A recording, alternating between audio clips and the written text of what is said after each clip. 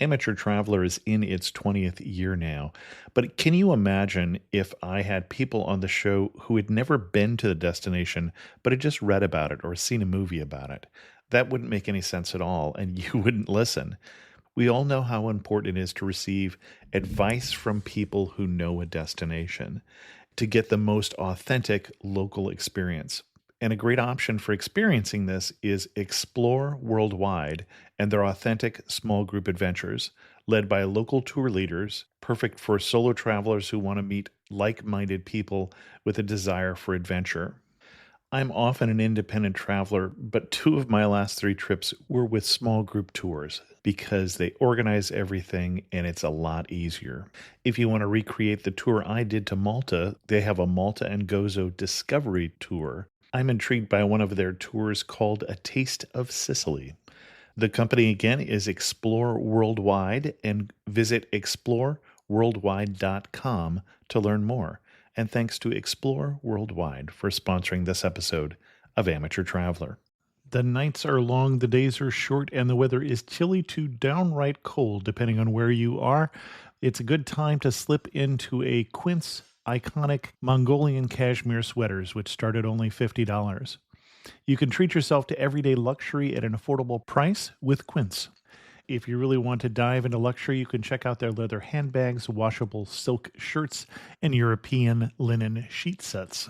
Whatever you're looking for at Quince, all the prices are 50 to 80% less than similar brands, and they do that by partnering directly with top factories and cutting out the middleman. They only work with factories that use safe, ethical, and responsible manufacturing processes. And of course, they use premium fabrics and finishes for that luxury feel in every piece. But you've already heard me rave about my Quince travel pants. Treat yourself this winter without the luxury price tag. Go to quince.com/traveler for 365-day returns plus free shipping on your order. That's QUINCE.com/traveler to get free shipping and 365-day returns. Quince.com/traveler. And thanks to Quince for sponsoring this episode of Amateur Traveler. Got my bags packed, I'm on a roll. I'm heading out there, and I'm ready to go. I'm looking real good in my passport photo. Amateur Traveler, episode 173. Today, the Amateur Traveler goes to Nashville, and our guest will be a Nashville musician.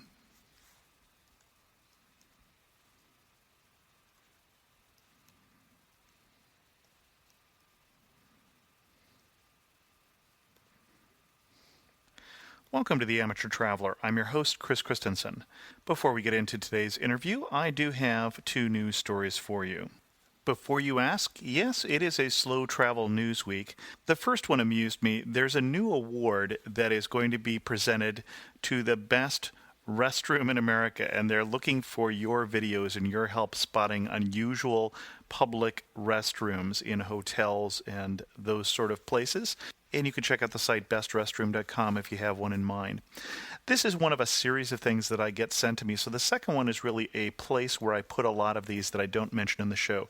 There's a surprising number of contests right now. People who are giving away things for travel photographs, people who are giving away, probably the most amazing one is someone is going to win $100,000 and 6 months on an island in the Great Barrier Reef.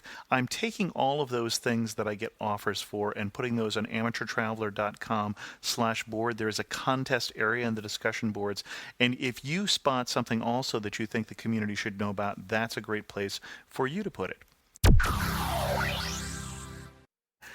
I'd like to welcome to the show Geoff Smith, who's coming to us from Nashville, Tennessee, to talk to us about Nashville, Tennessee. Geoff, welcome to the show. Hey, Chris, thanks. And for those of you who listened to the show for a while, that name might be familiar because I've mentioned on numerous occasions that Geoff actually wrote the Amateur Traveler theme song that goes at the beginning and the end of the show. And probably today I'll play the whole thing at the end just as a way of saluting to Geoff here. And we thank you for that also. Oh, well, thanks for the chance to do it. I hope I drive everybody crazy every time you play it. And I thought that since Nashville is such a music city, having somebody who both lives there and is a musician would just be a unique perspective on that city. How long have you been in Nashville? We moved here when I was in seventh grade, so that was Okay. around 84, I guess. Went to junior high and high school here, and then graduated and moved away in 91. So, and I moved literally all over the world. I am basically an amateur traveler myself.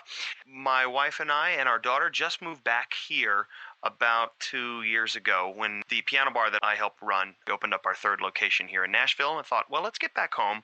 Mom and dad live here, brother, sister, aunts, uncles. This is basically my hometown. So stems back to the early 80s, but I haven't been here since I left in the early 90s.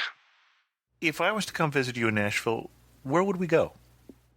Oh man, And I don't there's want you to feel that you're committing yourself that you're really going to do this when I go there, but that question deserves many answers. I definitely think as a tourist, some stuff you have to see because of the rich musical history and American history here in Tennessee and in Nashville. Of course, Honky Tonk Row, which is South Broadway, which is right downtown Nashville, which is a street littered with bars of live music. It's exciting. You know, there's a lot of country music, obviously, here in Nashville. The piano bar that I run and am a player at, called The Big Bang, we're also on that strip, thebigbangbar.com.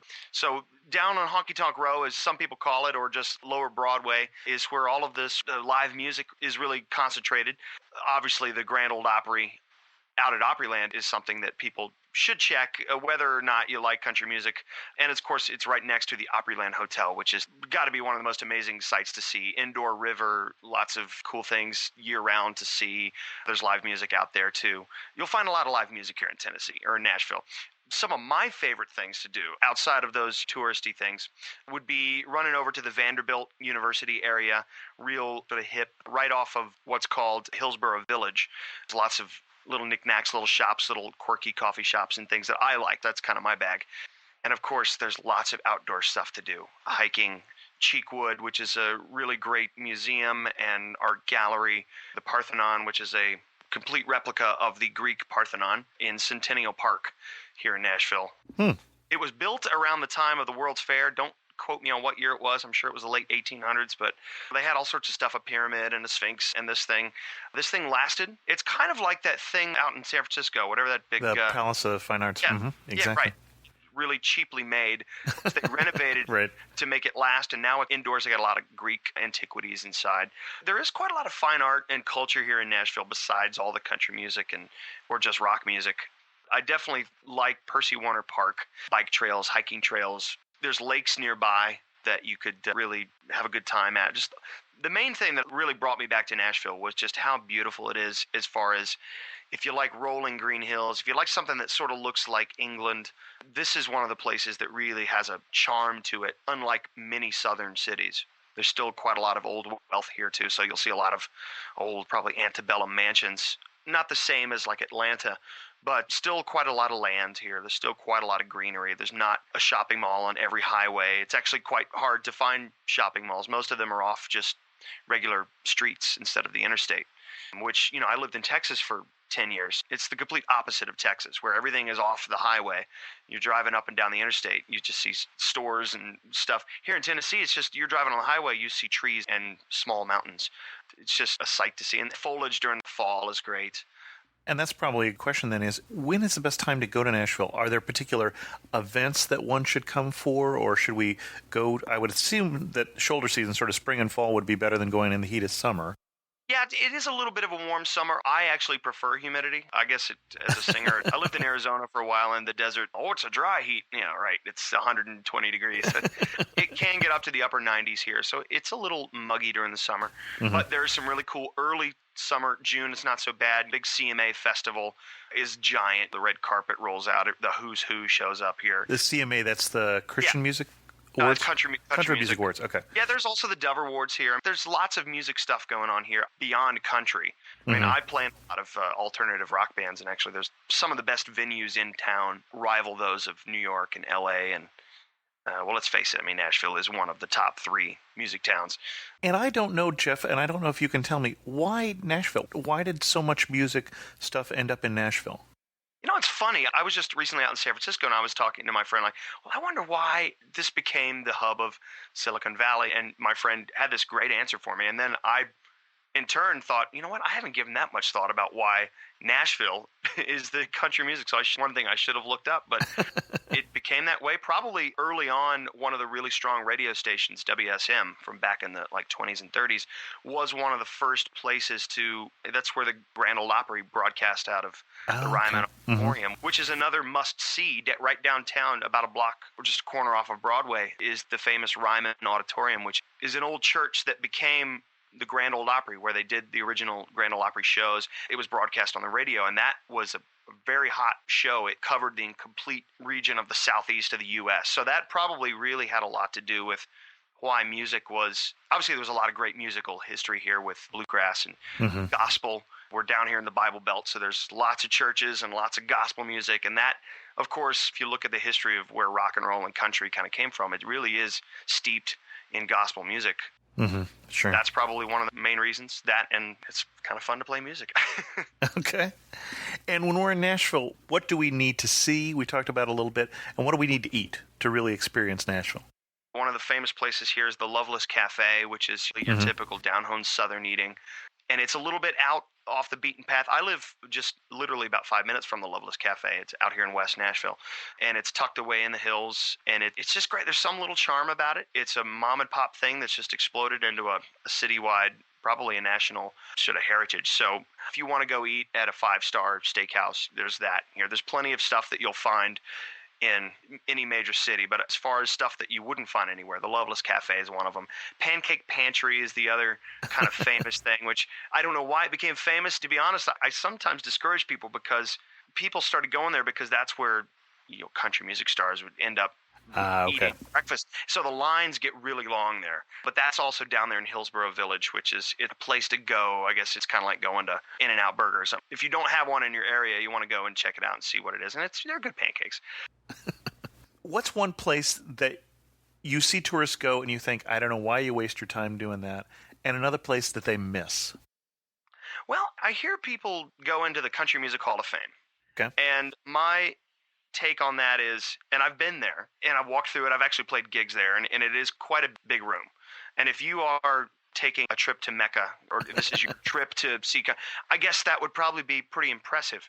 I've never really, and I grew up here, and I didn't even know what country music was. So that just goes to show how really no one really in Nashville really goes there. Typically, it is strictly a tourist place. I would recommend, if you had to go to one kind of music museum, I would skip the Country Music Hall of Fame and go to the Musicians Hall of Fame. Oh, interesting. Okay. Which is just a couple blocks over. It's relatively new. And what it is the same type of museum of famous guitars and studio equipment and posters, stuff like that you find in a Hall of Fame. But of all of the musicians who have played on albums, not just country music. You'll go in there and you'll see Ringo, whoever recorded in Nashville, or whoever's a well-respected musician who is in the Musicians Hall of Fame. It's a great museum. It's a lot smaller. You can get through it without too much of a hassle. You'll find out a lot of interesting things that you didn't know, like, oh, wow, the Motown, obviously Memphis is where a lot of soul music was recorded, but Sure. A lot of the musicians were from Nashville. You'll find a lot of interesting stuff, so I would recommend that. And, of course, I would skip Wave Country. It's not Water nearly park? as... Yeah, it's a water park. Okay. I've seen people go there. It's out by Opryland. See, the interesting thing about Opryland is it used to be an amusement park, a theme park. Mm-hmm. I used to work for Opryland. I actually used to sing in the shows, and it was really cool. I was really disappointed when they closed it down. I think there was a time in the late 90s where Gaylord Entertainment, who owned, I don't know what it is, Opryland, decided that they wanted to get out of the theme park business. And so they sold all of their properties either to Six Flags or, in the case of Opryland in Nashville, they closed it and turned it into a giant Opry Mills. I don't even know what it's not even a mall. It's the size of a city. And it is interesting. I mean, I would never go shopping there unless I wanted to just walk into a giant version of the Gap. There are some interesting Gibson cafes up there, so you could see some live music. The main reason to go up to the Opryland area is to go to the Opryland Hotel, which I mentioned earlier. It's just this ornate hotel, with indoor rivers and waterfalls and giant banquet halls. And the rooms are okay. I haven't been there since my honeymoon 9 years ago, so I don't know if they've gotten any better or worse. But you can go there and just park and go walk around and eat at the restaurants. And is it the sort of place where you should visit there and then stay someplace else? Probably. I'd imagine the Opryland Hotel is not cheap. It definitely is known for lots of business conventions and things Okay. end up out there. As far as like where to stay, I mean, if you can afford it, I think it's worth the experience. It is Disney-esque in some ways, where it's a little too clean, and this is where my experience in hotels in Nashville might fall a little short because I don't ever stay in hotels. Although if you're going to come to Nashville, there are the typical Hiltons and the Sheratons all downtown. The Hilton is the most centrally located to the live music venues and to, if you wanted just to be near the museums, Hall of Fame, if you're down here to be a tourist. There are a few boutique hotels that have opened up. The Hotel Indigo is pretty cool. I've had sushi there and hibachi. I've actually had a few business meetings out there, and I wanted to just stay there because it's one of those kind of boutique hotels that you'd see in the West Coast or something like that. So those are kind of cool things. If you're here for a long period of time, going back to the outdoor stuff, the parks and trails here are pretty exciting. Percy Warner Park is right in the Belmead area. It's a place where you can go jog and where you can go. It's a bit like Central Park, New York, Okay. but without all of the people selling stuff. So you moved back to Nashville 2 years ago after having seen a lot of the rest of the world, so you got a real perspective on that. Now that you're there, what's the best day you've had? What's the perfect Nashville day? Every day's good. Can't complain. I really love the fall, and I love the spring is nice, although I sneeze a little bit. There's so much flowers here, so if you have allergies, you may want to pack some Claritin D or something in like April or something. A good day for me is when it's not too cold, it's not too hot, and I could go sit on my back deck and grill out. We have a great neighborhood. People are real friendly here in a genuine kind of friendly way. I love it when I get to go walk around places like Hillsborough Village or Franklin, which I guess we could talk about, sort of side trips, and going down to where there's places you can sit outside and eat when the weather's not too shabby. And then, of course, I love, again, bringing up Percy Warner Park again. I love taking my daughter out there either with our bikes or just walking up. It really looks like I'm in England for that moment. And I've lived in England for a while, and I definitely I'll hear the naysayers go, no, it's nothing like it. And really it isn't. But there is this greenery that's so great, and there's a lot of very Celtic stone, the sort of old-timey stone fence that you've seen in Ireland, where it's just stone stacked on top of each other. I don't ever really take the highway anywhere. Driving around here is really like a peaceful time for me. That's where I listen to most of my podcasts. I have to run errands. I hop in the car and I'm driving around these little one-lane roads to get to places. I'm still in the city, but it's like if I have to go visit my folks and they live about 20 minutes away in Franklin, I could just hop through these little side roads, wind around through the country, and I feel like I'm out in the country, but another 5 minutes and I'm right downtown Nashville. And in terms of getting around, I'm assuming that if I'm coming there, I'm either bringing my car or renting a car in terms of getting around, that's the best way. And we're talking about American cities, so. Right. Yeah. The Metro bus system, it probably works really good downtown. The downtown area is really booming, but it's no San Francisco. It's no New York. It's very small. Most of the stuff that you do, everything's really spread out. There's not one real central place where everything that you'd want to do, at least everything that I've talked about. So I would imagine, driving, or if you stay at the Opryland Hotel, they have certain shuttles that can take you to really interesting, or any hotel really, but I see a lot of like Opryland Hotel trolleys and buses coming downtown, dropping off people. They wander into our bar, and I've actually been down to Franklin where I'll see the bus dropping people off. Because Franklin, just to talk about Franklin for a second, it's like one of the number one small towns in the U.S. It looks like Mayberry. It's just really clean. It's nothing as hokey as Mayberry. It's actually, Franklin is quite an affluent suburb of Nashville. We'd like to live there one day. It's just a little bit above our means right now. I grew up in Franklin. There are still parts of Franklin that are normal like everywhere else, but most of the people who, once they settle down, they kind of end up getting a piece of land out in Franklin. And so there's a really nice little downtown area. It's lots of young couples are buying houses and rehabbing them. And so it's really nice down there. It's little ice cream shops, Main Street, the whole thing. There's some really great. Okay, now I know one of my favorite things in Nashville. In Franklin, around Christmas time, they do something called Dickens of a Christmas. And I'm an Anglophile. My mom's an English teacher, so really, and I love all things British. They block the streets off down in Franklin, which is basically one little street and a roundabout. They have all of the shop owners decorate their little shops, and they dress up as that kind of era, the Dickens character, the era. They have a guy dressed up as Scrooge walking around. They have wassail people playing Christmas songs and caroling, and it's great that time of year because it's just getting chilly. It doesn't tend to snow till, well, actually it snowed today. Not a lot of snow, but it doesn't really snow till around February. So Hmm. Christmas time is chilly and probably colder than what most other Southern people would think of in the South. It is cold in Nashville, but that's a really wonderful time. The little cultural fairs that pop up here and there are really quite numerous. You really know you're in Nashville when what? Let's see. You really know you're in Nashville when you run into a celebrity. It happens quite a bit. Okay. My wife just ran into Nicole Kidman the other day. I ran into Carrie Underwood the other day, and of course John Rich, Big and Rich, Ben Folds. I mean, literally, I've run into more celebrities here than I ever did when I worked in LA. And Huh. everyone's really cool. I mean, that's the thing about Nashville is that I've pretty much run into people that I either think are big stars or that I know through being in the music industry. Mhm. But they're just kind of all over the place, hanging out at a Starbucks. Everyone's a musician. Another great thing to say is, you're in Nashville when someone says, "Hey, I'm a writer. Do you want to co-write?" Or, "Hey, here's my demo." That's another thing that happens all the time. So everyone's a writer here. Everyone's a songwriter. Everyone's trying to do something. Everyone's trying to make a deal. And there's some people that have bigger dreams than they should. But you're in Nashville when someone hands you their demo tape. All right. You've been to my hometown. You've been to San Jose or out this way by San Francisco. If I'm going to come to Nashville, what's going to surprise me? What's going to surprise you? You could be surprised how many Southern California transplants there are here. How about this? So you went away for years. When you came back, even though you were from there, what was one thing you had to go, oh, that's right. In Nashville, we... Yeah, well, in Nashville, everyone is very polite. Some of it is sort of faux polite. The neighbors are looking out for each other.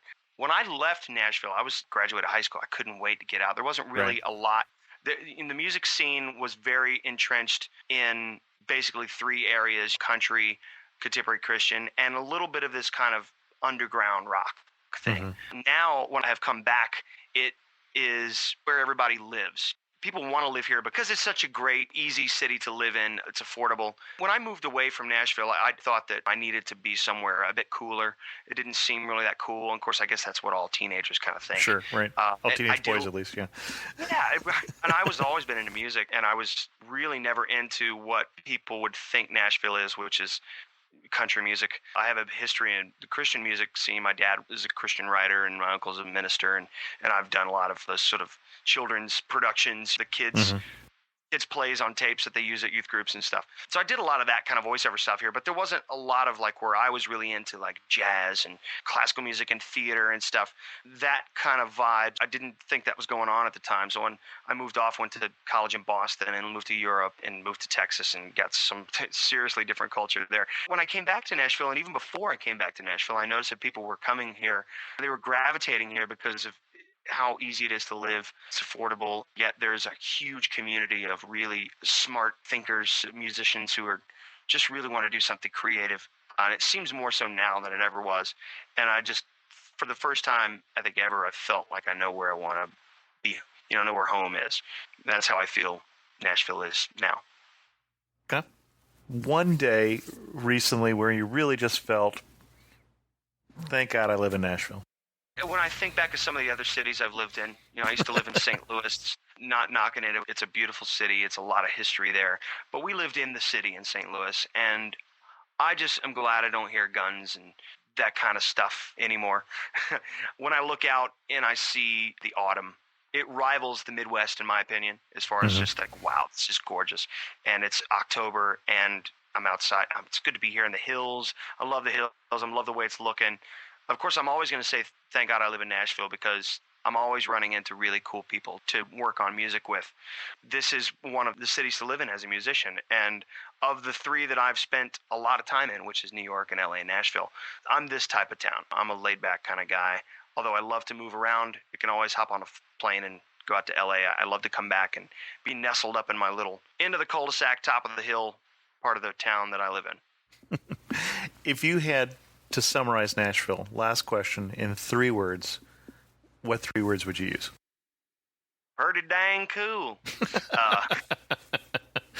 No, it's just all right. Or no, I think safe, exciting, and lots of future. That's more than 3 words. But there seems to be a lot moving on here. I don't think, with the economy kind of hitting everybody. I still feel that Nashville is not a super huge, overvalued city. Land is still okay. People are level-headed. I mean, it is a very diverse town. Everyone kind of all pulls together. So I think there's a lot of promise in this town. Strangely enough, the tech community is growing here, which is, as a musician who's also involved in the tech community, it's kind of cool. The fact that Griffin is here is one of the big major players of. Oh, I didn't realize that. Okay. Yeah, they're based out of here.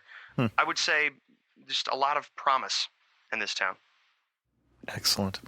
Geoff, thanks for coming on the show.